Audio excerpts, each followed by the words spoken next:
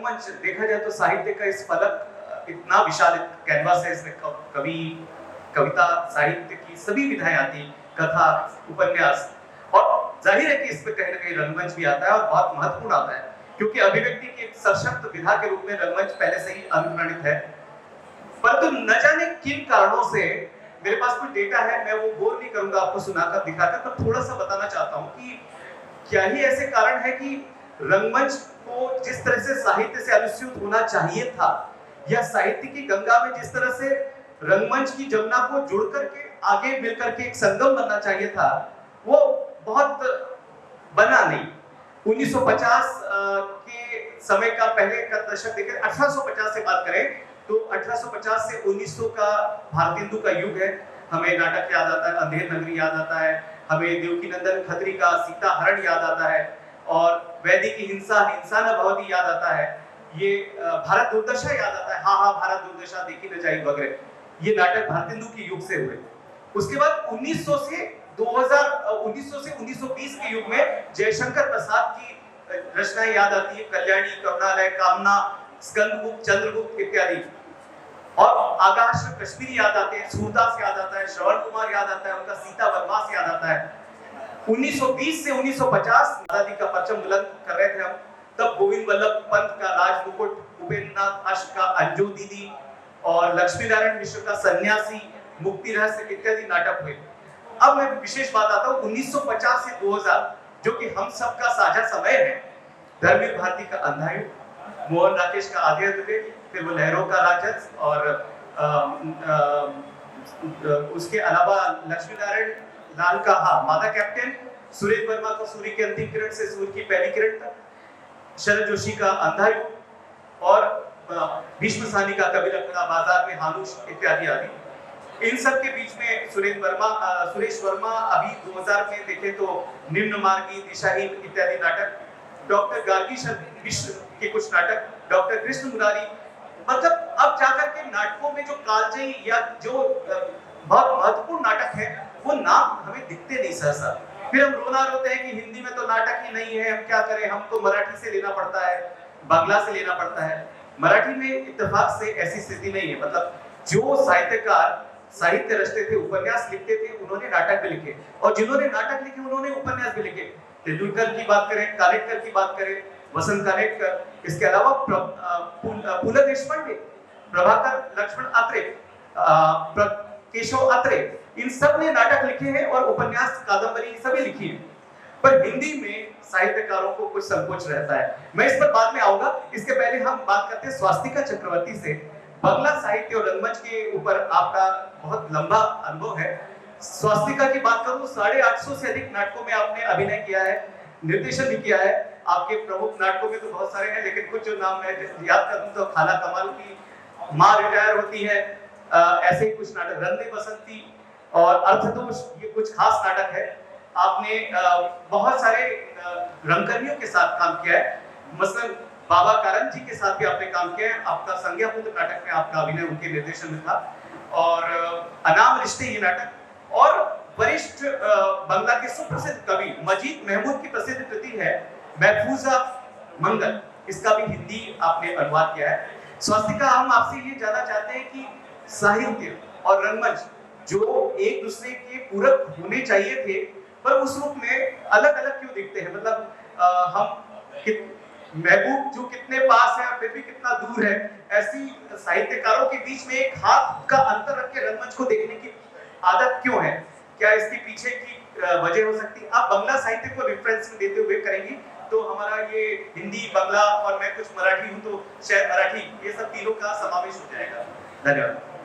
बहुत बहुत धन्यवाद विवेक जी, सम्मानीय मंच और आप सभी लोगों के बीच में मुझे बुलाया गया, उसके लिए बहुत बहुत धन्यवाद। हम सीधे अपनी बात पर आते हैं। ये रंगमंच और साहित्य तो एक दूसरे के पूरक है या एक दूसरे से अलग है? मुझे ऐसा लगता है जिस तरह के हिंदी साहित्य की बात की जा रही है, तो हिंदी साहित्य में रंगमंच कभी उससे अलग रहा ही नहीं। अगर लिखने के विधाओं की 10 विधाओं के नाम लिए जाएं तो उसमें एक नाटक भी विधा है। कहा जाता है कि काव्येषु नाटकम रम्यम तत्र रम्या शकुंतला तत्रापि चतुर्थो अंक तत्र श्लोक चतुष्टयम। तो अगर ये कहा गया है मतलब अभिज्ञान शाकुंतल जिस कालिदास के नाटक को हम लोगों ने उस समय, उसे आप साहित्य मानिए या रंगमंच या नाटक, दोनों एक ही हैं और एक दूसरे से ओतप्रोत है। अब हम आते हैं बांग्ला साहित्य में। ये बात सही है कि हिंदी नाटकों में इस समय जिस तरह नाटकों की रचनाएं होनी चाहिए थी वहां तक शायद हम नहीं पहुंच पाए। फिर भी पीयूष भाई के भी कई अच्छे हिंदी नाटक हैं जो इस समय हो रहे हैं, गगन दमामा है और भी नाटक है। बांग्ला में एक सुविधा ये है कि वो अपने आप में उस स्टेट में ना बहुत सारे कहानीकार नाटककार हुए हैं। शंभू मित्रा से लेकर अगर हम बादल सरकार जी की बात करें तो बादल दा के मुझे लगता है हर नाटक का करीब करीब कई सारे नाटकों का हिंदी अनुवाद हो चुका है जो हिंदी में भी उतना ही पॉपुलर है, उतना ही प्रसिद्ध है। आप पागला घोड़ा ले लीजिए, आप खड़िया का घेरा जो है घेरा, या फिर आप भोमा ले लीजिए, इस तरह के सभी नाटकों का हुआ है जो इक्वली, अगर हम बांग्ला की बात करते हैं तो लिखा शायद वो बांग्ला भाषा में गया है लेकिन वो बात हम सबकी करता है। यही मराठी नाटकों में भी है। तो शंभू दर के लिखे नाटक बोले या ताराशंकर बंदोपाध्याय के लिखे नाटक बोले तो इन सभी नाटकों का प्रॉपर अनुवाद हुआ है। कवि गुरु रविंद्रनाथ टैगोर का अगर मैं रेफरेंस लेती हूँ तो कवि गुरु ने कई नृत्य नाटिकाएं लिखी है। शांति निकेतन विश्व भारती यूनिवर्सिटी से एक बार मुझे मौका मिला था वहां जाने का, मुझे वहां मिलने का, तो मुझे ये कहा गया था कि नृत्य नाटिकाओं का हिंदी अनुवाद करें, हिंदी जिसमें चित्रांगदा, चंडालिका, श्यामा, इस तरह की जो नाटिकाएं थी टैगोर की। तो कई बार ऐसी बाधाएं भी आई कि नहीं, टैगोर बांग्ला के हैं, टैगोर को बांग्ला से हिंदी कैसे कर सकते हो आप, कैसे उसकी आत्मा को लेकर आओगे, टैगोर ने जो लिखा है वो भाषा, वो लिटरेचर। लेकिन हम जब तक लोगों तक इस बात को, टैगोर ने जो कहा अपनी कहानी, अपने नाटकों में, हम जन जन तक अगर पहुंचना चाहते हैं, पहुंचाना चाहते हैं तो अनुवाद की बहुत अधिक आवश्यकता है। हम अगर करेंगे नहीं तो हाँ, हम पढ़ते हैं, हाँ टैगोर जी को नोबेल मिला था, लेकिन नोबेल तब मिला था जब उनके लिखे कहानी को या किताब, काव्य के ग्रंथ को अंग्रेजी में अनुवाद किया गया था गीतांजलि के लिए। तो ये अनुवाद बुरा नहीं है, ऐसा नहीं है कि हिंदी में ही नहीं लिखा जा रहा है रंगमंच तो कहीं हम पिछड़ रहे हैं। डेफिनेटली ये बात है और ये एक चिंता का विषय है कि हमें सोचना चाहिए इस बारे में और अच्छी लेखनी होनी चाहिए। मुझे जितनी खबर है कि कुछ वर्कशॉप्स होते हैं जहाँ पर स्क्रिप्ट राइटिंग की बात की जाती है। अभी मैं ओपन माइक में बैठी थी, वहाँ यंग जनरेशन को मैं सुन रही थी, इतनी सुंदर कविताएं और गजल लिखी है उन लोगों ने। कौन कहता है कि बच्चे पिछड़ रहे हैं? ऐसा नहीं है। हम रैंडम स्टेटमेंट ना देकर उनमें से चुनना पड़ेगा, लिखना पड़ेगा और उनमें से हमको लेकर आना पड़ेगा। और बहुत सारे सुधी लोग हैं उनके बीच में मैं इतना ही बोलूँगी कि जो थोड़ा बहुत टैगोर का ट्रांसलेशन या मजीद महमूद बांग्लादेश के हैं, उनका मैंने जो ट्रांसलेशन किया है उसका एक लाइन सुनाना चाहती हूँ आप सबको। टैगोर का एक बहुत फेमस चित्रांगदा का ही मान लीजिए एक पीस है, वो एक गाना है और नृत्य नाटिका के अनुवाद के समय मुझे ध्यान रखना पड़ा था कि मैं मीटर में करूं, जो बहुत जरूरी होता है। तो बांग्ला में था कि जे भावेश तुई अन्न मने निष्करुणे बेला बয়ে যায় रे राजबाड़ीते ओई बाजे घंटा ढम ढम ढम ढम ढम ढम बेला बয়ে যায় रे। क्या जो सोचे तू अनमनी व्यर्थ बनी दिन ढल जाए रे। राजमहल में बजे घंटा ढम ढम ढम ढम ढम ढम बेला बয়ে যায় रे। Thank you so much.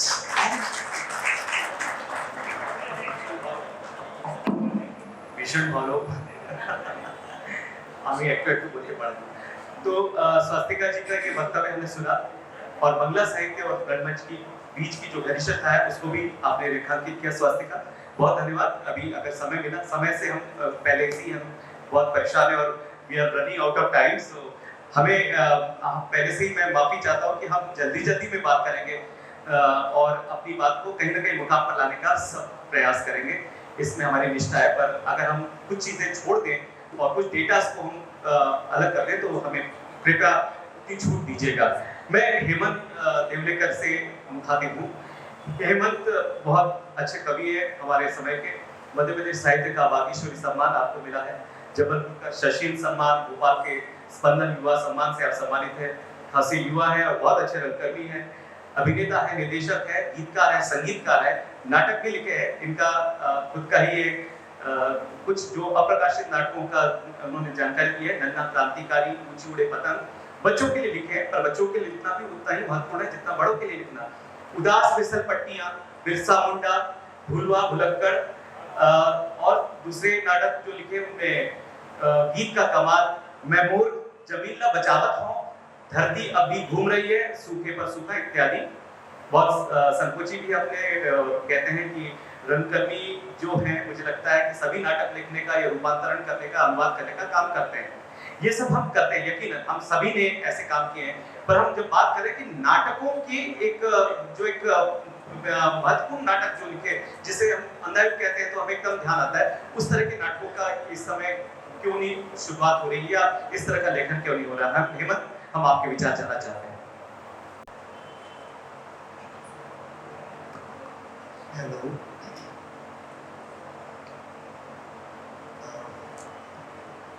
मंच पर उपस्थित विद्वज्जन और मेरे सामने साहित्य से और नाटक से जुड़े तमाम साथी, और आज बहुत खुशी की बात है कि हमारे बीच राष्ट्रीय ख्याति प्राप्त निर्देशक रंगकर्मी प्रसन्ना जी मौजूद हैं। उनका हार्दिक स्वागत। आज जो ये सत्र हो रहा है, ये सच में मुझे लगता है कि बहुत ज़रूरी सत्र है। एक किस्म का इसमें कुछ ऐसे मंथन की गुंजाइश हमेशा बनी रहती है, जिसे हम कहते हैं कोई ना कोई रेवोल्यूशनरी इसमें कुछ तत्व छुपे हैं इसकी बातचीत में। और होता अक्सर ये है कि हम उपन्यास पर, कविता पर और अन्य कई विधाओं पर खूब सारी बातें करते हैं, लेकिन नाट्य लेखन पर कोई गंभीर बातचीत हमारे बीच में मौजूद नहीं है। तो शुरुआत में यहाँ से करना चाहूँगा कि नाटक मेरी दृष्टि में, और मुझे लगता है कि आप सब भी इस बात से मुतासिर होंगे, कि पढ़ने की विधा है। करने की बाद में सबसे पहले पढ़ने की विधा है। और नाटक कोई पढ़ता नहीं है, मतलब हालांकि ये बहुत ही घिसी-पिटी बात है या ऐसी बात है जो हर कोई रंगकर्मी, खासकर नया रंगकर्मी सुनता है कि नाटक पढ़ते क्यों, नाटक पढ़ो, नाटक पढ़ो। लेकिन आज मैं यहाँ पर सभी तमाम लोगों से कहना चाहता हूँ कि नाटक पढ़े नहीं जाते, नाटक पढ़ने की चीज़ है, करने की बात है। क्योंकि अगर हम पढ़ेंगे नहीं तो हम करने की हिम्मत या करने की कल्पनाशीलता कहाँ से जुटा पाएंगे। तो अगर आप अपने ही भीतर ये सवाल करें, चाहे वो रंगकर्मी हो या साहित्य किसी भी विधा से जुड़े लोग हों, कि आपने कितने नाटक पढ़े हैं, तो उसका उत्तर बहुत कम होगा। नाटक जब पढ़े नहीं जाते तो प्रकाशकों के सामने ये समस्या आती है कि हम नाटक छापे क्यों, क्योंकि नाटक पढ़े नहीं जाते।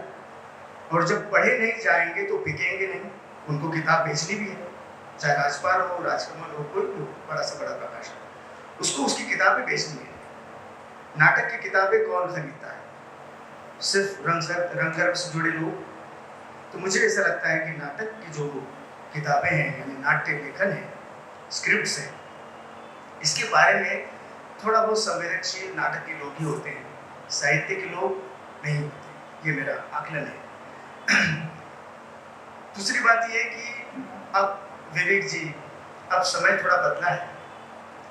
हम देखेंगे कि विगत कई वर्षों से जो नाट्य निर्देशक हैं वे स्वयं नाट्य लेखन की धारा में शामिल हो गए, नाट्य लेखन में उतर आए। अच्छी बात है, ये अच्छे संकेत है, क्योंकि नाटक लिखना दरअसल भीतर की कोई आवाज है जो उसको बेचैन करती है। वो कोई फैशन की चीज नहीं है, वो सिर्फ लाइट, साउंड और कला सिर्फ एक ऑर्नामेंट्स की चीज नहीं है कि हमने सुंदर सा सब कुछ बना दिया। नाटक कोई भीतर की आवाज है। जब हम कविता पाठ करने जाते हैं, जब मैं कविता पाठ करने जाता हूँ, तो क्यों मुझे ये चीज बेचैन करती है कि आज मैं कौन सी कविता पढ़ूंगा।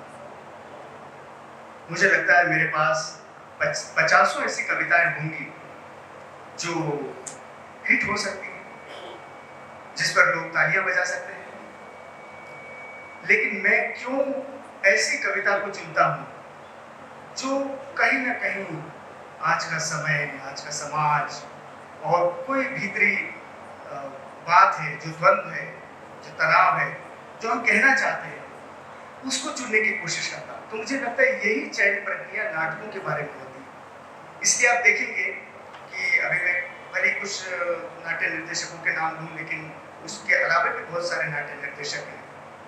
मकरंद देशपांडे हो, मानव कौर हो, भोपाल की ही यात्रा से अगर मैं शुरू करूँ, मनोज नायर हैं, दिनेश नायर हैं, सौरभ अनंत हैं, और इससे लगता है, मुझे लगता है कि हर रंग संस्था का जो निर्देशक है, अभी हरिओम राजौरिया नहीं है यहाँ पर हमारे बीच, आज नहीं उपस्थित हो पाए, वो भी नाटक लिखते होंगे। हमारे बीच में गोपाल दुबे सर बैठे हुए हैं। तो हर कोई अपने नाटक लिख रहा है। क्यों? उसके पीछे एक कारण ये हो सकता है कि कुछ ऐसी बातें हैं जो वो कहना चाहता है और जो उसको आसपास दिखाई नहीं देती। तीसरी जो जरूरी बात मैं कहना चाहूँगा वो ये कि नाटक को हम सिर्फ शो करने तक सोचते हैं अक्सर, लगभग सभी रंगकर्मी। हमें एक प्रस्तुति करनी है, हमें कोई ग्रांट मिली है, प्रोडक्शन ग्रांट मिली है, हमें प्रस्तुति करनी है, प्रस्तुति ठोकनी है, शो पटकना है। मुझे लगता है कहीं ना कहीं भीतर की आवाज गायब है, भीतर की जो बेचैनी है वो गायब है। जब आपने मुझसे कालजयी नाटक के बारे में पूछा, तो कालजयी यानी क्या? यानी जो किसी भी काल में, किसी भी समय काल में अपना हस्तक्षेप, अपनी आवाज कुछ इस ढंग से कह रहा हो कि वो हमें लगता हो यस, हाँ, ये आज के समय की हमारी आवाज है। आज कुछ एक नाटक ऐसे हो सकते हैं जो पुराने हैं, लेकिन आज भी हमें अपने लग सकते हैं। अंधा युग में से एक हो सकता है। लेकिन मैं मालविका अग्निमित्रम के ऊपर शक करूंगा। हो सकता है मैं शाकुंतलम के ऊपर भी शक की नजर से देखूं। आपको शायद बात अच्छी नहीं लगे, लेकिन आज हम देखेंगे कि आज का हमारा समय और समाज, यानी जो जनता है, जो नाटक की नहीं है, नाटक के अगर हो तो आप बिल्कुल उनको इस तमाम नाटक दिखाते रहिए, ययाति दिखाते रहिए, माधवी दिखाते रहिए, लेकिन जनता अगर सामान्य जन नाटक देखने आए हैं तो उनकी भीतर की आवाज, उनकी बेचैनी, उनके आसपास का समय, समाज जिससे वो आक्रांत है, वो अगर मंच पर दिखाई नहीं देगा तो बहुत कुछ मिस करेंगे। तो मुझे लगता है कि हमें जो आज की राजनीतिक परिस्थिति है, सामाजिक परिस्थिति है, पर्यावरण से जुड़ी परिस्थिति है, इसके नाटक हमारे बीच में, और उसका दोष जितना लेखक का है उतना रंगकर्मियों का भी है, क्योंकि वो प्रस्तुतियों को सिर्फ एक प्रेजेंटेशन शो के मार्फत ही देख रहे हैं, शो की नजर से। हमें आज यहाँ शो करना, वहाँ शो करना, पैसे मिल रहे हैं। नाट्य लेखन एक बहुत गंभीर विचार है, और मुझे जब लगता है कि जब तक हमारे भीतर की बेचैनी, वो आवाज जो हम सब की है, अगर हम उससे नहीं जुड़ पाएंगे तो हम नाटक नहीं दे पाएंगे। फिलहाल अपनी बात में यही तक रखता हूँ। शुक्रिया। धन्यवाद हेमंत, आपने बहुत महत्वपूर्ण बात की, वो ये कि नाटक पढ़े नहीं जाते, इसलिए वो छपते नहीं, और चूंकि छपते नहीं है तो छपते ही नहीं है तो क्यों लिखना है, ये सोचकर साहित्यकार शायद इस विषय को या इस विधा को छोड़ देते हैं।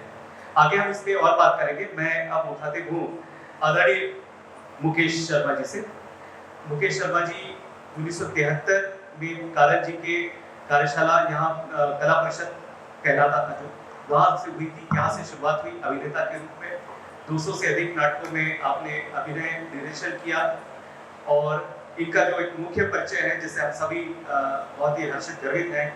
आप बॉलीवुड के बहुत प्रसिद्ध संस्थाओं मतलब डायरेक्टर्स के साथ जुड़े रहे। सईद मिर्जा की राष्ट्रीय पुरस्कार से प्राप्त फिल्म सलीम लंगड़े पर मत रो या राजू बन गया जेंटलमैन, इन सब के साथ लेखन कर में आप संलग्न रहे गहरे से।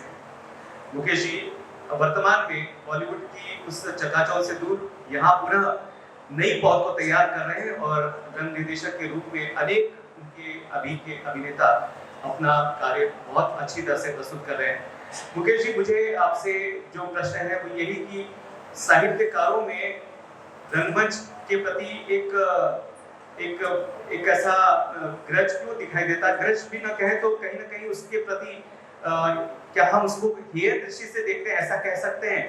क्योंकि अन्यथा क्या कारण है कि साहित्यकार हिंदी नाटकों के बारे में बहुत ज्यादा उत्सुक नहीं है? इस पे आपका कुछ कहना है हो सकता है मुझे मैं आपसे मुखातिब हूँ।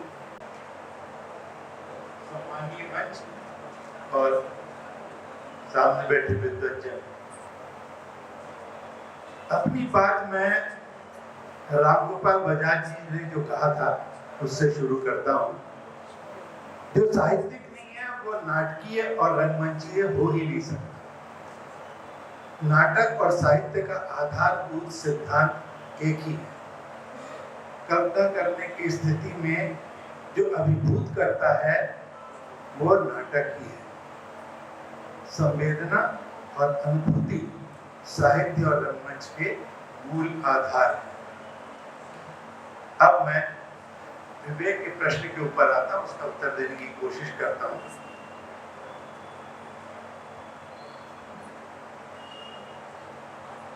उन्होंने पूछा कि आजकल लेखक नाटक क्यों नहीं लिख रहे। इसमें कोई शक नहीं कि 50 के दशक के बाद से बहुत सारे जो प्रतिष्ठित लेखक थे उन्होंने लगभग नाटक लिखना छोड़ दिया, बंद कर दिया। अब मैं उन लेखकों की तरफ से कुछ प्रश्न रख रहा हूँ, उनकी तरफ से बातचीत कर रहा हूँ कि वो पूछते हैं क्यों लिखे भाई, क्यों लिखे, क्या होगा लिखकर? जिनके लिए लिखते हैं वो तो पूछते भी नहीं, नाटक कर लेते हैं और बताते भी नहीं। परमिशन की बात तो छोड़ ही दीजिए। कभी कभी तो लेखक का नाम ही नहीं लेते। पेपर में समीक्षा में भी सेट की तारीफ हो जाएगी, लाइट की तारीफ हो जाएगी, कलाकारों के अभिनय की तारीफ छपती है। लेखन के बारे में कुछ नहीं लिखा जाता, 2 लाइन तक कथ्य के बारे में नहीं कही जाता, उस विषय पर बात ही नहीं की जाती। तो क्यों लिखे? नाटक को साहित्य पुरस्कार के लायक ही नहीं समझा जाता। कभी साहित्य अकादमी ने नाटक पर किसी लेखक को पुरस्कार देते सुना है या देखा है तो मुझे बता दो। नाटक पर संगीत नाटक अकादमी पुरस्कार देती है। मोहन राकेश हो या महेश कुंजवार हो या और भी दीगर प्रतिष्ठित नाटककार हो, इन सब को संगीत नाटक अकादमी का पुरस्कार दिया गया। सुरेंद्र वर्मा ने भी एक से एक बढ़कर नाटक लिखे हैं। कुछ नाटकों का जिक्र अभी विवेक ने किया, लेकिन साहित्य अकादमी का पुरस्कार उनको बेहद औसत दर्जे के उपन्यास मुझे चांद चाहिए के लिए मिलता है, किसी नाटक के लिए नहीं।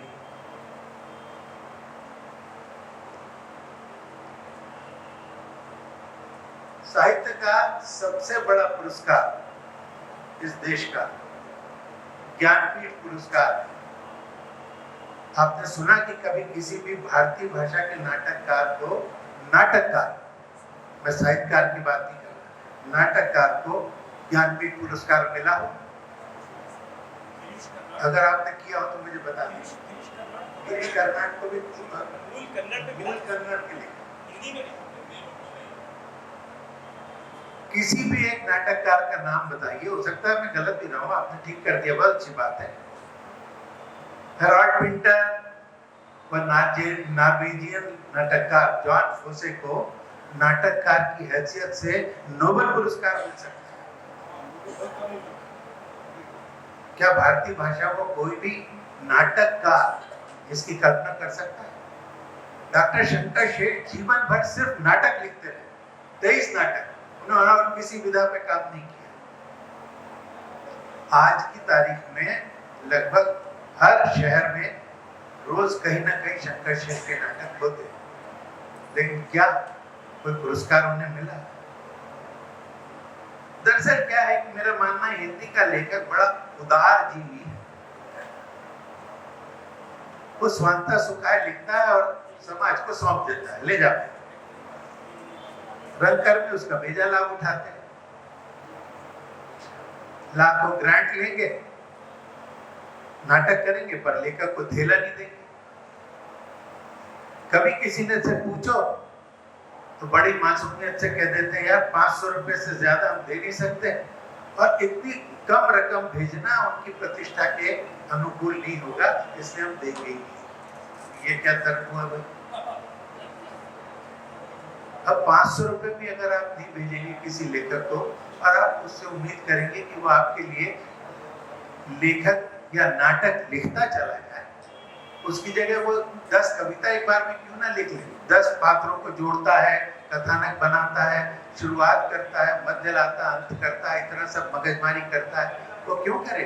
11 कविताएं करे, एक ना एक तो हिट हो जाएगी। नाटक होगा या नहीं इसकी कोई गारंटी नहीं। कहते हैं साहित्य ने नाटक और रंगमंच को जन्म दिया था। बहुत अरसे तक नाटककार को ही कवि की सत्ता पे संज्ञा पर जाना जाता था। साहित्यकार बहुत सी विधाओं में एक साथ रचना कर्म करते थे। मसलन हिंदी साहित्य को ही ले तो भारतेंदु प्रसाद, उपेंद्रनाथ अश्क, धर्मवीर भारती, मोहन राकेश, शंकर शेठ, भीष्म साहनी, विष्णु प्रभाकर इत्यादि। लेकिन धीरे धीरे हिंदी के लेखक साहित्यकार नाटक और रंगमंच की दुनिया से दूर होते चले गए। बहुत से जाने पहचाने लेखकों ने नाटक लिखना लगभग छोड़ दिया। इस उदासी और इस अलगाव की दूरी का क्या कारण है, ये सब हम सबको मिलकर के ढूंढना है। मेरे पास कोई मैं विद्वान नहीं हूं जो इसका उत्तर निकाल सकता। एक प्रश्न इसके पहले आया था कि क्या, मैं अपने आप से पूछ रहा हूं, क्या इसका अर्थ ये लिया जाए कि नाटक लेखन इस साहित्य के हिस्सा नहीं माना जाता, उसे रंगकर तक ही सीमित कर दिया गया है? आजादी के बाद के दौर में वैज्ञानिक विकास की दृष्टि से रेखांकित किया जा सकता है उस दौर को। ये वैज्ञानिक विकास कथा भारतीय समाज में रेडियो जैसे ध्वनि माध्यम का जन्म होता है। इससे रेडियो के लिए लघु नाटकों का, एकांकियों का, रूपकों की जरूरत ने ज्यादातर साहित्यकारों को अपनी ओर खींचा। खींचते क्यों नहीं, पैसा मिलता था। उपेंद्रनाथ अश्क, जगदीश चंद्र माथुर, गिरिजा कुमार माथुर, विष्णु प्रभाकर, अमृतलाल नागर, न जाने कितने नाम हैं, कि बड़े बड़े लेखक रेडियो लेखन की ओर उड़ गए। धर्मवीर भारती का अंधा युग अभी विवेक ने जिक्र किया, लेकिन बहुत कम लोग जानते हैं कि मूलतः रेडियो नाटक लिखा, ये रेडियो के लिखा गया था और आकाशवाणी बंबई से पहली बार प्रसारित हुआ था। सन 42 में भारत छोड़ो आंदोलन के साथ साथ इप्टा के जंग ने एक बार फिर से साहित्य, रंगमंच और दूसरी कलाओं के बीच की दूरियों को कम करने की कोशिश की थी। यानी ये बात होता है जो मैंने कहा, उसको शायद आप आशय समझ गए होंगे कि बीच में साहित्य का और रंगमंच की दूरी बढ़ गई, उसको कम करने की कोशिश की थी। पर इसके पीछे देश की आजादी के लिए किए जाने वाले संघर्ष की भावना भी सब में कूट कूट कर भरी हुई थी। पिछले लगभग 5 दशकों में साहित्य और रंगमंच की दूरियां कभी घटती रही, कभी बढ़ती रही।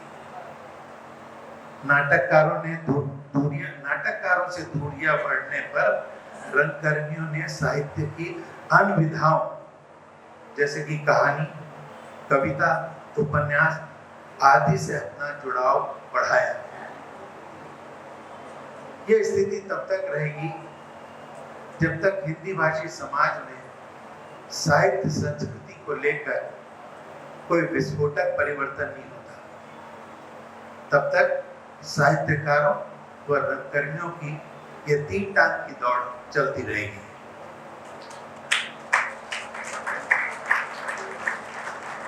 बहुत धारदार सटीक वक्तव्य के लिए मुकेश जी आपका बहुत बहुत साधुवाद। एक और जहां साहित्य की दूरी की बात आप कर रहे हैं, वहीं ये भी सत्य है कि नाटककार क्यों लिखे, मतलब नाटक क्यों लिखे जाए जबकि उनको रॉयल्टी तक नहीं मिलती। मुझे याद है सुरेंद्र वर्मा जी जो सूर्य की अंतिम किरण से सूर्य की पहली किरण तक का हम लोग शो कर रहे थे, जयंत देशमुख डायरेक्शन कर रहे थे। 10,000 रुपए उनकी एक शो की रॉयल्टी है। वो कहते हैं पहले रॉयल्टी के पैसे भेजो तब मैं स्क्रिप्ट करने दूंगा, वरना कहीं भी हो मैं क्लेम करूंगा, मुकदमा ठोकूंगा वगैरह।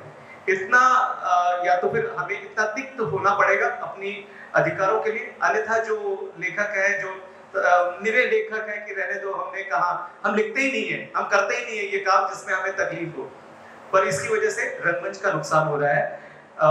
एक और बात है जो मैं हिमांशु जी के पास आने से पहले अपनी बात कह दूं मुख्तसर में कि दरअसल फॉर्मेट भी एक महत्वपूर्ण बात है। आप देखिए मराठी नाटकों का अगर आप स्क्रिप्ट उठा लें, संहिता या छापे हुए नाटक उठा लें, तो विजय तेंदुलकर का देख लें, वसंत कानिटकर का देख लें, जयंत दलपी का देख लें, सब में प्रॉपर शुरुआत, रंगमंच पर प्रकाश, ब्रैकेट, ये सारी डिटेल क्लियर है। डायरेक्टर अपना विजन लगाता ही है, वो अपने हिसाब से करता है, मगर उसको एक बना बनाया एक विजुअलाइजेशन के लिए चाक्षुष रूप से स्पष्ट दिखता है कि ये नाटक ऐसा होना चाहिए। हिंदी में कितने नाटककार हैं जो ऐसा लिखते हैं? मोहन राकेश ने लिखा है, सुरेंद्र वर्मा जी लिखते हैं, बहुत सारे लोगों ने लिखे हैं, लेकिन कई ऐसे नाटक हैं। जयशंकर प्रसाद के नाटकों की बात करें तो आपको ऐसे नाटकों का परिवेश नहीं दिखेगा। और ये फॉर्मेट हिंदी के लोगों ने समझा नहीं है। लेखन करते समय इसको समझना इसलिए आवश्यक है कि तब आप उस नाटक को अच्छी तरह से लिख पाएंगे जो कि खेला जाए, और नाटक वो तभी लिखेंगे जब आप स्वयं उस रंगमंच से जुड़े हो या उसको समझते हो। ये मेरी अपनी बात थी, मेरा अपना प्लान था, आप उस पर अपना मत रखें, ये आवश्यक नहीं। हिमांशु राय से मैं मुखातिब हूँ। हिमांशु राय जबलपुर के वरिष्ठ रंगकर्मी हैं, जानी मानी संस्था विवेचना के सचिव हैं। विवेचना के नाटकों ने देश भर में प्रतिष्ठा अर्जित की है। राष्ट्रीय नाट्य समारोह जबलपुर की पहचान बन चुका है विवेचना का। Himanshu Rai Indian People's Theatre Association IPTA के राष्ट्रीय उपाध्यक्ष भी हैं। मध्य प्रदेश सरकार और केंद्र सरकार के संस्कृति विभाग से सतत जुड़े हैं। आप साहित्य और संस्कृति, पुरातत्व और इतिहास सभी में आपकी गहरी रुचि है। विगत 20 वर्षों से कला पत्रिका इप्टा वार्ता का संपादन भी करते हैं और अखबारों में कॉलम इत्यादि लिखते हैं। हिमांशु जी, मैं आपसे मुखातिब हूँ, इस विषय में आप अपनी राय रख सकते हैं। स्वागत। आदरणीय प्रसन्ना जी यहाँ पर उपस्थित हैं, मैं उन्हें नमस्कार करता हूँ, और हमारे यहाँ मंच पर जो लोग विराजमान हैं हमारे साथी, उन सभी को सम्मान के साथ आप सभी का अभिवादन। आज यहाँ पर साहित्य और रंगमंच इस विशाल विषय पर बातचीत हो रही है, और ऐसा प्रायः विचार किया जाता है कि साहित्य और रंगमंच कोई अलग अलग चीज है या फिर एक ही चीज है। ये बात धीरे धीरे बदली है। पहले जैसे हम बीमार पड़ते थे बचपन में तो हमें डॉक्टर के पास ले जाया जाता था, वो डॉक्टर हर मर्ज की दवाई करता था। आपकी हड्डी टूटी हो तो भी, आपको बुखार हो तो भी, और दस्त लग रहे हो तो भी, और उल्टी आ रही हो तो भी, वो स्पेशलिस्ट नहीं होता था। वैसा ही उस जमाने का साहित्यकार होता था जो हर विधा पर अपना काम करता था, और ये जो वो करता था वो किसी लोभ लालच में या किसी यश के लालच में नहीं करता था। वो उसके अंदर की आग थी जिसके कारण वो कविता भी लिखता था, उपन्यास भी लिखता था, नाटक भी लिखता था। और इसी समय हमें ये याद करना चाहिए कि भारतेंदु, वो तो साहित्य और कला और नाटक के पूर्ववर्ती कार्यकर्ता थे। 33 साल की उम्र में दुनिया छोड़ के चले गए और आज तक नाटक की बात उनके बिना हो ही नहीं सकती। जिस आदमी ने 3 दिन तक अखंड कवि सम्मेलन किया, जिनने कविताएं लिखी, जिन्होंने नाटक लिखे, जिन्होंने यात्रा विवरण लिखे और क्या नहीं लिखा, और साथ में नाटक की रिहर्सल्स की, नाटक के शो की, और 33 साल की उम्र में इस दुनिया को छोड़ के चले गए। और ऐसे बहुत सारे लोग और उसके बाद लगातार हैं जिनके नाम अभी लगातार लिए गए। और ये लोग सब अन्य विधाओं में भी काम करते थे और नाटक भी लिखा करते थे, और उनके नाटक आज तक खेले जा रहे हैं और उन्हें नाटककार भी माना जाता है, साहित्यकार भी माना जाता है। और इसलिए जब ये बात चल रही थी कि नाटक पर पुरस्कार नहीं मिलता और कहानी पर मिल जाता है, तो ये बात असली में अंतर विरोध भी है इसमें कि क्या नाटक इतना दबाव नहीं बना पा रहा कि नाटक पर पुरस्कार मिले, नाटक पर अवार्ड मिले। तो ये बहरहाल अब मैं ये कहना चाहूंगा कि जैसा कि हेमंत ने उस बात को रेखांकित किया है कि देशकाल परिस्थितियां क्या हैं, पहले क्या थी। नील दर्पण नाटक जब लिखा गया था तो वो एक विशेष उद्देश्य के लिए लिखा गया था और इतना तीखा था कि उसको अंग्रेजी सरकार ने बैन किया, और न केवल बैन किया बल्कि ड्रामेटिक एक्ट बनाया उसको रोकने के लिए। तो ऐसे नाटक परिस्थिति से पैदा होते हैं। आजादी के पहले जो नाटक लिखे गए उनमें बहुत कला थी, उनमें बहुत व्यंग्य था, उनमें सब कुछ था, पारसी थिएटर था, सब कुछ था, लेकिन उनमें आजादी की आग की लड़ाई भी थी, आजादी की लड़ाई की आग भी थी। तो ऐसे नाटक आजादी के पहले तक लिखे गए। आजादी के बाद भी बहुत श्रेष्ठ नाटक लिखे गए हैं और वो दर्शन को, साहित्य को, सबको और पारिवारिक संघर्षों को, हर चीज को, आदमी की व्यक्तिगत भावनाओं को, सबको ध्यान में रखकर बहुत अच्छे अच्छे नाटक लिखे गए और वो आज तक मंचित हो रहे हैं। लेकिन आजादी के बाद धीरे धीरे करते करते हम लोग को याद है कि जब हम लोग स्टूडेंट हुआ करते थे तो हम लोग मजदूर आंदोलनों में भी जाया करते थे, मई दिवस के जुलूस में जाया करते थे, नुक्कड़ नाटक करते थे, सड़कों पे लौटते थे, क्योंकि हम एक राजनीतिक चेतना से लैस थे और इसीलिए हम सोचते थे कि हमें ये करना चाहिए।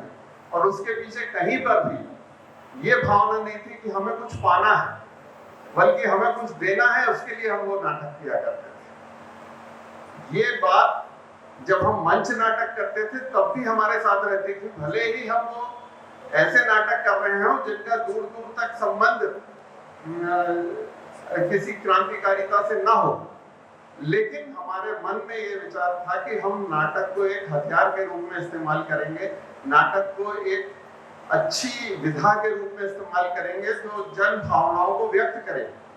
और इसीलिए वो नाटक होते रहे। आज की स्थिति में सामाजिक बदलाव बहुत बड़ा हो गया है। साहित्य और नाटक दोनों के बारे में ये कहा जा सकता है कि समाज का एक बहुत बड़ा हिस्सा उसमें रुचि नहीं लेता है। पहले हर घर के टेबल पर धर्मयुग या साप्ताहिक हिंदुस्तान रहता था। बाद के दिनों में सारिका वगैरह जो शुद्ध साहित्यिक पत्रिकाएं थी वो भी हर घर में, बहुत ज्यादा घरों में दिखाई पड़ती थी। आज भी पत्रिकाएं निकल रही हैं लेकिन न उनकी चर्चा है। आज भी कहानियां लिखी जा रही हैं लेकिन उनकी वैसी व्यापक चर्चा नहीं होती जैसी पहले हुआ करती थी। ये ऐसा नहीं है कि पहले नहीं होता था, पहले भी एक समाज का बड़ा वर्ग उस तरह से साहित्य और नाटक में रुचि नहीं लेता था, लेकिन क्योंकि उस समय जनसंख्या कम थी, लोगों का समय ज्यादा था, तो वो साहित्य पढ़ा करते थे। एक माहौल था चाहे वो स्कूल में हो, कॉलेज में हो, चाहे घर में हो, एक माहौल था साहित्य पढ़ने का।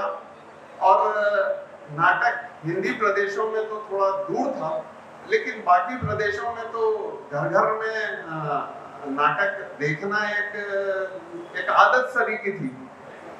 आज के समय में जब हम देख रहे हैं कि जो परिस्थितियां बदली हैं, तो वो देश की राजनीतिक परिस्थिति बदली, देश की पारिवारिक परिस्थिति बदली, लोगों की सामाजिक परिस्थिति बदली, उसका परिणाम हमें नाटक में भी दिखाई दे रहा है, उसका परिणाम हमें राजनीति में भी दिखाई दे रहा है, उसका परिणाम हमें अपने घरों में भी दिखाई पड़ रहा है।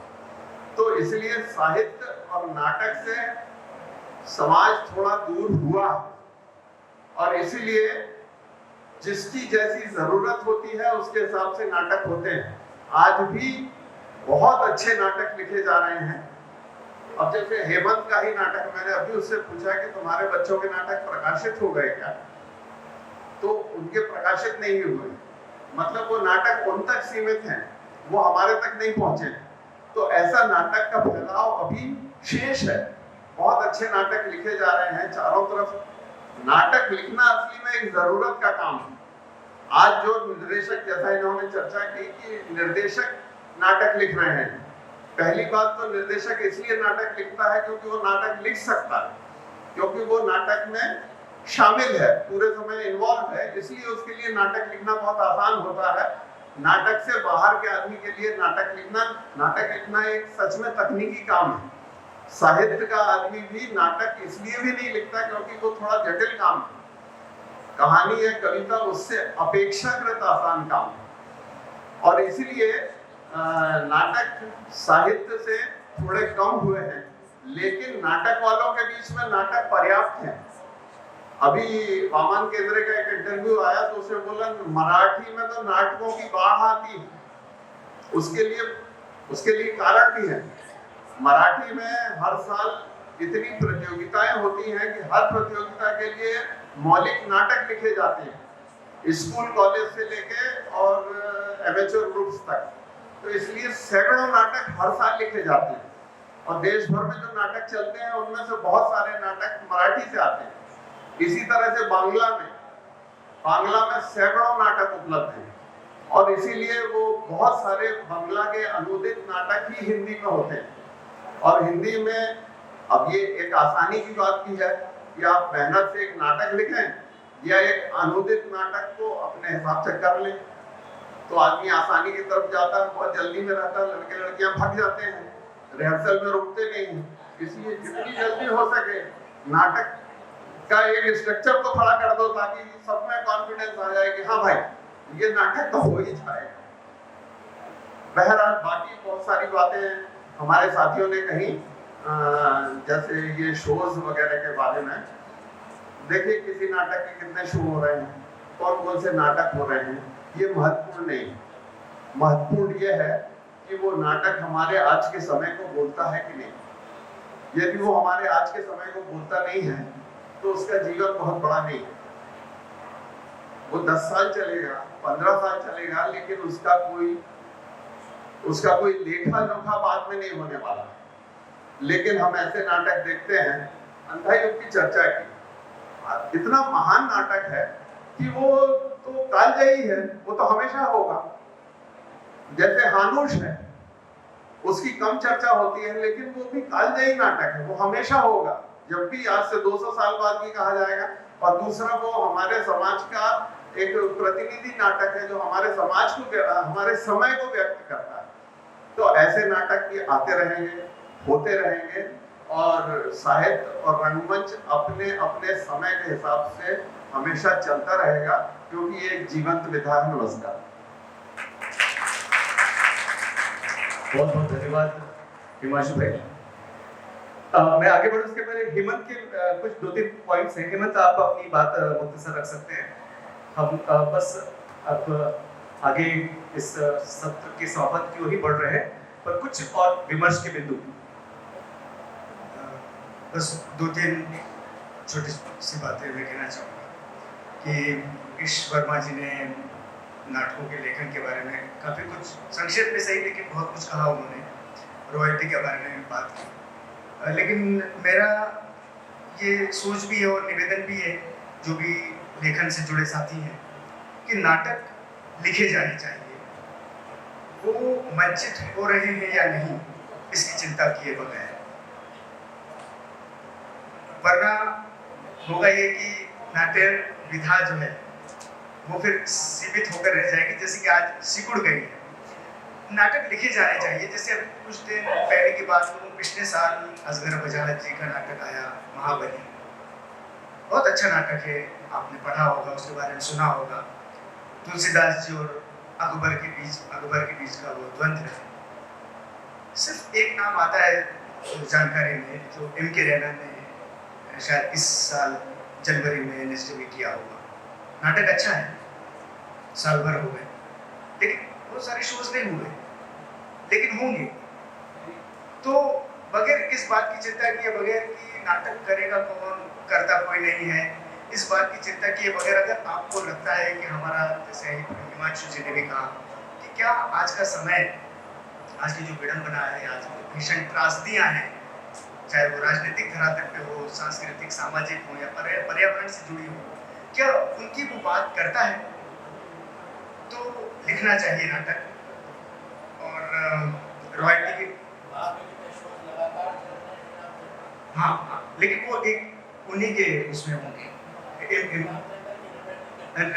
कर रही M.K. रैना जी के शायद निर्देशन पे होगा, तो है, शोज हैं, लेकिन वो अभी सब जगह नहीं फेंके। तो मेरा कहना है कि नाटक बहुत अच्छा है, लेकिन ऐसा तो नहीं हुआ ना कि हर किसी ने उठा लिया। मेरा यही कहना था कि होगा, धीरे धीरे अपनी पहुंच बनाएगा, और कोई भी एक रचना प्रक्रिया जब दूसरी रचना प्रक्रिया में ट्रांसफर होती है मित्रों, तो बहुत समय लेती है। क्योंकि जब निर्देशक किसी स्क्रिप्ट को उठाता है, तो ये मान के चलिए उसका पुनर्जीवन है, पुनर्सृजन है, उसको अपने शरीर की नाड़ी नाड़ी, रेशा रेशा, सोच का उसको अर्पित करना है, वो समय लेगा। इतनी आसानी से नहीं है कि अच्छा है तो हमने कर डाला, शोध वाली बात नहीं है। दूसरी बात, रॉयल्टी बिल्कुल देना चाहिए, लेना चाहिए, इस बारे में मैं किसी तरह के वो नहीं कहूँगा। लेकिन अगर हम सिर्फ ये सोचें कि रॉयल्टी नहीं मिलती तो हम नाटक लिखना बंद कर दें, इस विधा को, तो मुझे लगता है ये भी हो सकता है कि धीरे धीरे जैसे कुछ पंछी या प्रजातियां विलुप्त हो गई, नाटक लिखना भी विलुप्त हो सकता है। दूसरी बात कि नाट्य पाठ होने चाहिए। अगर कोई भी नाटक लिखा गया हो, चाहे वो दिनेश नायर जी का लिखा गया हो या किसी का भी लिखा गया हो, असगर जी का लिखा गया हो, नाट्य पाठ होना चाहिए साहित्यकारों और रंगकर्मियों के बीच में। ऐसा नहीं है कि सिर्फ रंगकर्मियों के बीच में, साहित्यकार भी उसमें आमंत्रित हों, ताकि उन्हें ये पता चले कि नाट्य लेखन की क्या कुछ तकनीकी कुछ बातें भी है क्या।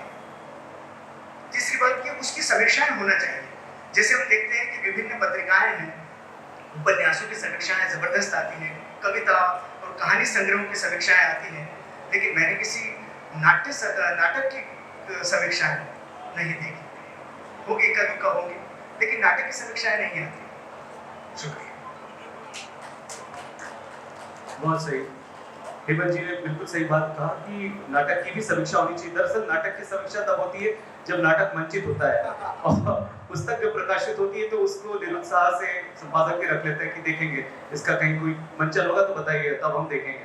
तो एक नाटक को लेकर के बहुत कहीं न कहीं से बहुत हल्के में लेने जैसी बात होती है। मैं क्षमापूर्वक कहना चाहूंगा, साहित्यकारों ने नाटककारों को कहीं कम तर आंकने का एक षड्यंत्र बना रखा है। ये किसने किया है, किसने शुरू किया है, ये मैं नहीं कहूंगा, पर ये कहीं ना कहीं से प्रकारांतर से ये षड्यंत्र है जिसके शिकार हम रंगमंच के लोग जरूर होते रहे, क्योंकि सभी लेखन करें ये आवश्यक नहीं है, वो रंगकर्मी है, अपने आप में परिपूर्ण है, पर इस विधा की वजह से उनको कहीं ना कहीं से वंचना होती है। मैं बड़े सम्मान के साथ आदरणीय हमारे अध्यक्ष राजीव वर्मा जी के समक्ष अपनी बात कहते हुए कि आप इन सब विषयों पर जरूर स्पर्श करें कि आखिर साहित्यकारों ने नाटककारों को दूर क्यों रखा है। क्या उनको दो हाथ से करीब लाने में उनको तकलीफ होती है? तुम ही तुम हो तो क्या तुम हो, हम ही हम है तो क्या हम है, ऐसा ये षड्यंत्र क्यों किया जा रहा है? अगर नहीं किया जा रहा है तो भी खुलासा करें। ये विषय बहुत समय से हमारे मन में मत्ता रहता है, रंग कभी हम अक्सर चर्चा करते हैं। तो बड़े सम्मान के साथ राजू भाई का अलग से परिचय देने की आवश्यकता नहीं, वो हमारे शहर के सूरज है, प्रदेश के हमारे रंग हस्ताक्षर है। राजू भाई, आप सबको नीलम जयंती शताब्दी शब्द उत्सव का बहुत बहुत शुभकामनाएं, बधाई। पता नहीं मेरे लिए कितना वक्त बचा है। ये मैं पहले जब बात हो रही थी तो मैंने कहा कि आधा पौना घंटा तो हमारा और स्मृति चिन्ह भी आ गए हैं। तो देखिए, मुझे साहित्यकारों से अगर नाटक नहीं भी लिखते हैं हिंदी के, खासतौर से हिंदी के, तो मुझे कोई उसमें आपत्ति नहीं है, क्योंकि इनिशियली नाटक जब हम भी सेलेक्ट करते हैं, खासतौर से मैं अपनी बात करूंगा, तो मुझे भाषा से कोई ज्यादा प्रेम नहीं है। नाटक होना चाहिए, उसमें कंटेंट होना चाहिए, उसमें आज के लिए, आज के समाज के लिए, हमारी आज की समस्याओं के प्रति कुछ ना कुछ उसका समाधान, उसके बारे में बातें, वो सारे विवरण आवश्यक होते हैं। खासतौर से अब देखिए, जैसे इन्होंने बात की कि नाटक को पुरस्कार नहीं मिलता। साहित्य परिषद दिल्ली ने 2019 में हमारे एक नाटक, मध्य प्रदेश के ही नाटककार है श्री योगेश त्रिपाठी, उसके नाटक चौथी सिगरेट को मोहन राकेश पुरस्कार से पुरस्कृत किया। अब ये साहित्यिक पुरस्कार था या नाटक के लिए पुरस्कार, ये नहीं पता मुझे, लेकिन वो नाटक मैं कर रहा हूँ अभी। और पता नहीं कितने लोगों में से इनमें से नाटक देखा होगा। चौथी सिगरेट लेखकों पर ही है, घोस्ट राइटिंग पर, मतलब लिखता कौन है और किसके नाम से प्रकाशित होता है, इस पर एक मेरे ख्याल में एक राष्ट्रीय बहस की आवश्यकता है कि वेदर ये सही है या गलत है। तो इसमें बहुत बातचीत चल रही है। तो जैसे कि मैंने कहा कि साहित्यकार इसलिए नाटक नहीं लिख रहे कि उनको उसका रॉयल्टी नहीं मिल रही, ये मेरे हिसाब से तो गलत है।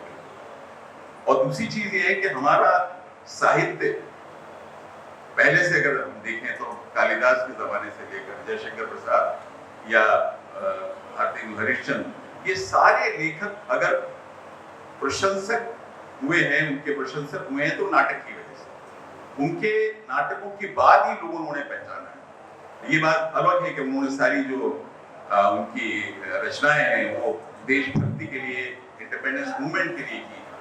जयशंकर प्रसाद ले लें हम, भले ही उनके नाटक कहा जाता है कि मंचन के लायक नहीं थे, लेकिन उनके नाटक हुए हैं। और हमारे स्वर्गीय श्री बी.वी. कारंत ने सबसे पहले एलएसडी में उनका नाटक किया। तो ये तो बात गलत है, मुझे नहीं लगता। और अभी भी जो नाटककार लिखते हैं वो कभी कभी ही लिखते हैं। कुछ नाटककार एक वक्त में लगातार नाटक लिखते थे, जैसे कि सुरेंद्र वर्मा की बात की कि उन्होंने रॉयल्टी के लिए 10,000 रुपए मांगे। तो ऐसे कुछ नाटककार हो सकते हैं कि एक दो हो गए अपवाद जो ऐसा मांग सकते हैं। मराठी के नाटक बहुत अच्छे हैं, मराठी, बांग्ला, गुजराती में थोड़े लाउड हैं, लेकिन मैं जब भी सेलेक्ट करता हूँ मुझे नहीं लगता कि कोई भी भाषा का बंधन होना चाहिए एक रंगकर्मी के लिए। लेकिन हाँ, क्योंकि मैं हिंदी भाषी हूँ तो मुझे लगता है कि अगर हिंदी के नाटक होंगे तो ज्यादा। मुझे लगता है कि बहुत कम हिंदी के नाटक मैंने अपने 50 साल के रंगकर्म के जीवन में किए हैं। जैसे अभी चौथी सिगरेट है। योगेश त्रिपाठी हमारे मध्य प्रदेश के बहुत ही अच्छे नाटककार हैं और कई विषयों पर उन्होंने नाटक लिखे हैं, हर विषय पर लिखे हैं मेरे ख्याल में।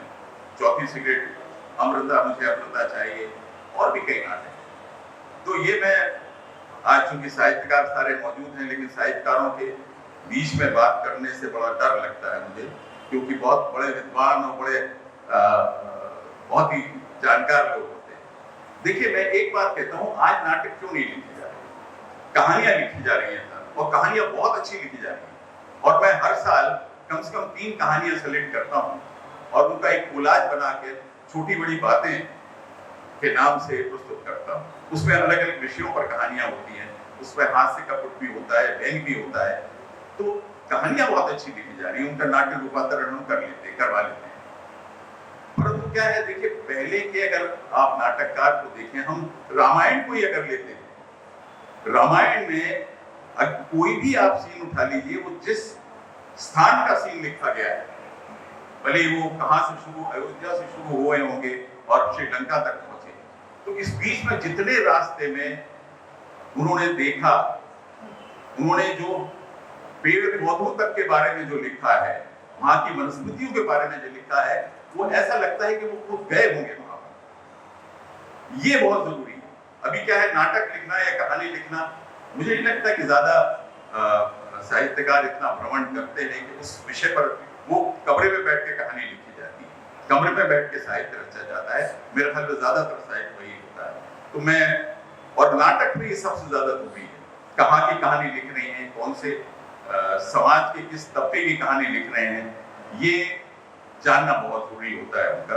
तो मेरे ख्याल में इसलिए हमारे हिंदी के नाटककार थोड़ा परहेज करते हैं नाटक से। जैसे आजकल मैं गुजारिश करूंगा कि हम बेचारे रंगकर्मियों को आप अपने लेखन से एक इनरिच करें, और हम चाहते हैं कि हिंदी नाटक ज्यादा से ज्यादा हो। मैं बताऊं आपको, मराठी में, बांग्ला में, गुजराती में और खासतौर से उर्दू में, इकबाल साहब यहाँ बैठे हुए हैं, मैं आपको बताऊंगा, उर्दू में बहुत नाटक, बहुत ज्यादा नाटक। भाई ये है कि हम बोल तो सकते हैं भोपाली होने के वजह से, लेकिन उनको पढ़ा नहीं। तो मैंने गुजारिश की थी यहाँ उनसे, अध्यक्षा से, कि आप कम से कम उर्दू के अच्छे नाटकों का हिंदी में तर्जुमा कराएं ताकि हम उनको प्रस्तुत कर सकें। बाकी मैं पलाश जी का बहुत बहुत शुक्रगुजार हूँ कि उन्होंने मुझे इस काबिल समझा। वैसे अध्यक्ष बनने के लायक तो नहीं था मैं, इतने बड़े बड़े विद्वान थे, और आपका बहुत बहुत शुक्रिया। और ऐसी चर्चाएं चलती रहें। तो और अगर इस बहस के बाद या इस सेशन के बाद अगर कुछ हिंदी नाटक आते हैं तो हमें बहुत खुशी होगी। बहुत बहुत धन्यवाद। इस अध्यक्षीय उद्बोधन के बाद हम इस सत्र को इस तरह से समझते हैं कि साहित्य और रंगमंच हमेशा से एक दूसरे से जुड़े रहे हैं, गहरे रूप से जुड़े हैं। और यदि इन दिनों परिस्थितिवश नाटक नहीं लिखे जा रहे या कम लिखे जा रहे, तो इसमें दोष पूरे साहित्य का न होकर परिस्थितियों का भी है, जिन कारणों से साहित्यकार प्राय नाटक लिखने से विमुख है। हम इस व्यासपीठ से यहाँ से अपील करते हैं, गुजारिश करते हैं साहित्यकारों से कि, और सरकार से और ऐसे सभी संस्थानों से, कि साहित्यकारों को नाटक लिखने की प्रेरणा मिले। क्योंकि अगर उन्हें प्रेरणा मिली, चाहे वो रॉयल्टी के रूप में वो आश्वासन मिले या फिर उनको उनके पुरस्कार के रूप में मिले, उनको चिन्हित किया जाना जरूरी है। वो अगर आइडेंटिफाई होंगे तो यकीनन ये परिदृश्य बदलेगा और साहित्य और रंगमंच के बीच की जो दूरियां अभी बन गई हैं वो शायद कम होंगी और शायद एक ही हो जाएंगी। बहुत बहुत धन्यवाद। मैं विवेक सावलेकर अब इस समारोह को, इस सत्र को संपन्न करने की इजाजत चाहता हूँ और स्मृति चिन्ह देने की दरखास्त करता हूँ।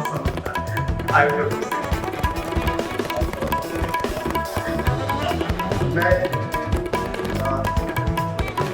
श्री शशांक को आमंत्रित करता हूँ, मुकेश शर्मा जी को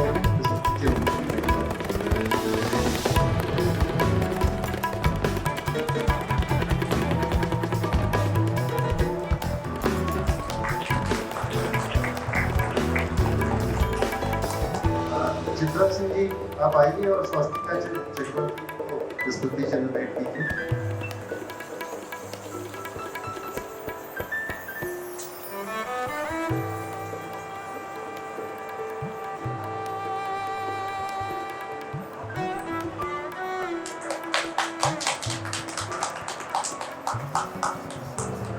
विनोद साहब जी ग्रुप से पीछे आइए और हेमंत देवलेकर जी को भेंट कीजिए।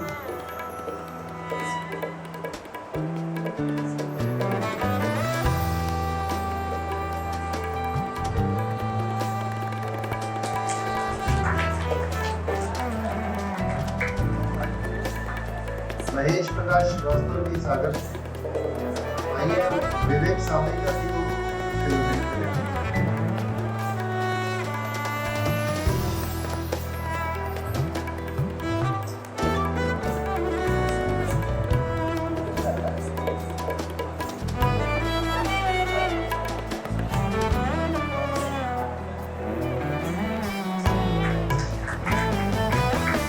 डॉक्टर